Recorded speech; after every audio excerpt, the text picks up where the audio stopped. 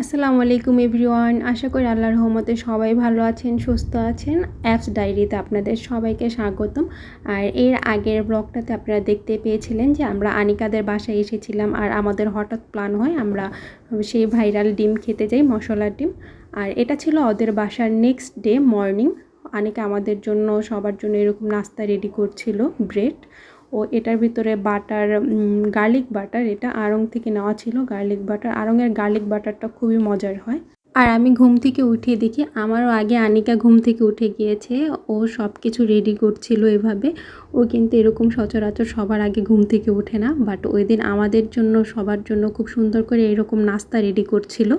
আর এখন বোঝায় যে আমার বোন বড় হয়ে গিয়েছে, সে এখন সবার জন্য এরকম নাস্তাও রেডি করে। এটা দেখতেও খুব ভালো লাগে যে সবার ভিতরে একটা অন্যরকম ভালোবাসা, মিল।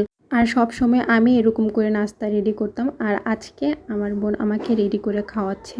আর ও কিন্তু খুব মজার মজার ডিশ রেডি করতে পারে, বানাতে পারে, বাট সে সব সময় রেডি করবে না, এটা ওর মুডের উপর ডিপেন্ড করে। আর এটা কিন্তু খেতে খুবই মজার ছিল, আর এটা বানাতেও খুব বেশি টাইম লাগে না। আর এটা কিন্তু জাস্ট ওই যে গার্লিক বাটার, চিজ, কিছু চিলি ফ্লেক্স, তারপরে কিছু ব্ল্যাক পেপার, এগুলো দিয়ে এটা জাস্ট এভাবে পেনে দিয়ে একটু গরম করে নিলে চিজটা মেল্ট হয়ে গেলে এটা রেডি হয়ে যায়। পরে এভাবে সব কিছু করে কমপ্লিট হয়ে যায়। দেন আমাদের নাস্তা রেডি হয়ে যায় আর আমরা নাস্তা নিয়ে টেবিলে বসে পড়ি। সবাই একসাথে বসে আমরা নাস্তাটা খাই, কথা বলি, গল্প করি। পর এখানে দেখতেই পাচ্ছেন চিজটা কিভাবে মেল্ট হয়েছিল, আর এখানে কিন্তু বেশ পরিমাণেই চিজ ছিল। পরে আমি চা নিয়ে এরকম বেলগুনিতে চলে যাই, খোলা আকাশের নিচে এভাবে চা খেতে বেলগুনিতে বসে খুবই ভালো লাগে।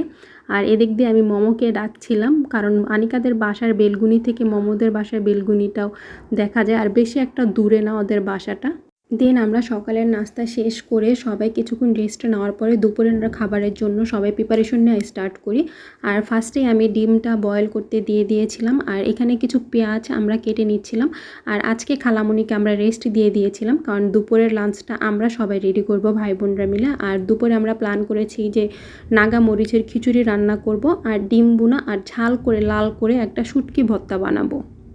আর এইদিকে আনিকা আমাকে হেল্প করছিল, ও ভর্তার জন্য যা যা দরকার, রসুন, শুকনো মরিচ, এগুলো সব প্রিপারেশন, মানে ভর্তার জন্য যা যা দরকার সব রেডি করে নিচ্ছিল একদিকে। আর একদিকে আমি আবার ওইখানে রান্নার জন্য সব কিছু রেডি করছিলাম।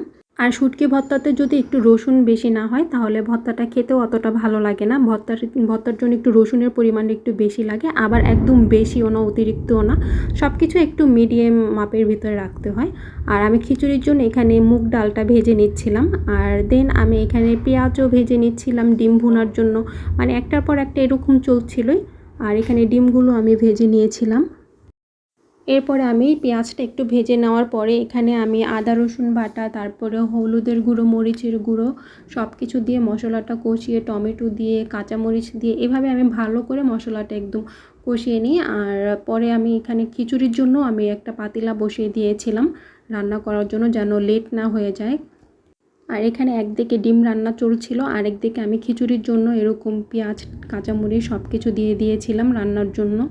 আর এখানে আমি ফার্স্টে কিছু পেঁয়াজ আর কাঁচামরিচ এগুলো একটু ভেজে নেব খিচুড়ির জন্য। আর এখানে আনিকা জিরাটা, ভাজা জিরাটাও এরকম গুঁড়ো করে নিচ্ছিল, কারণ ডিম ভুনা একটু এভাবে রান্নার পর একটু জিরে গুঁড়ো ছিটিয়ে না দিলে সেটা খেতে অতটা ভালো লাগে না, এটার স্মেলটা তখন আরও ভালো আসে। আর সেই জন্য আমরা এরকম জিরেটা দিয়ে দিচ্ছিলাম। আর অনেকে আছে এরকম যে জিরাটা খেতে পছন্দ করে না। আর এদিকে আমাদের ডিম ভুনাও কমপ্লিট, আর আমার মশলা টশলাও কষানো শেষ খিচুড়ির জন্য। পরে সেটার ভিতরে আমি চাল টাল সব কিছু দিয়ে দিয়েছিলাম। আর পরে এরকম পানি দিয়ে আমি টমেটো দিয়ে, বোম্বা মরিচ, আবার বোম্বা মরিচের আচারও আমি ইউজ করেছিলাম এখানে, যার কারণে এটা থেকে খুবই একটা স্ট্রং স্মেল আসছিল। খাওয়ার আগে এটার থেকে যে একটা স্ট্রং স্মেল আসছিল, এটার স্মেলই আমরা সবাই পাগল হয়ে যাচ্ছিলাম যে কখন এটা হবে, খাবো। আর এদিকে আমার খিচুড়ি রান্নাও কমপ্লিট হয়ে গিয়েছে। আর ভর্তার জন্য এরকম ফ্যাসা মাছের শুটকি, রসুন, পেঁয়াজ এগুলো সব এভাবে একটু তেল দিয়ে আমরা এভাবে সিদ্ধ করতে দিয়ে দিয়েছি।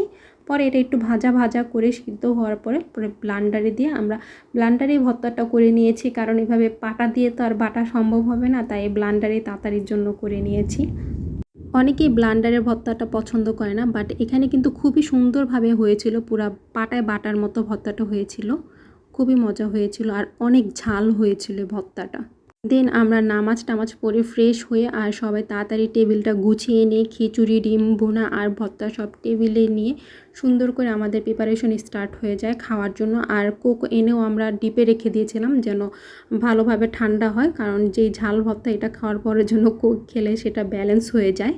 দেন আমরা সবাই একসাথে খেতে বসে যাই, কারণ গরম গরম খিচুড়ি, লাল ভর্তা আর ডিম ভুনা এটা যে খেতে কি পরিমাণে মজা ছিল। আর খিচুড়িটার থেকে তো পুরাই বোম্বা মরিচের একটা স্ট্রং স্মেল আসছিল।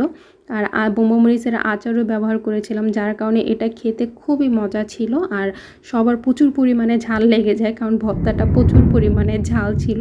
আর তার জন্য আমরা ব্যাকআপে রেখেছিলাম কোক, পরে আমরা কোক খাই। আর আজকের ভিডিওটি এই পর্যন্তই, আর নেক্সট ভিডিওতে দেখা হবে মমদের বাসায়। Thank you for watching this video.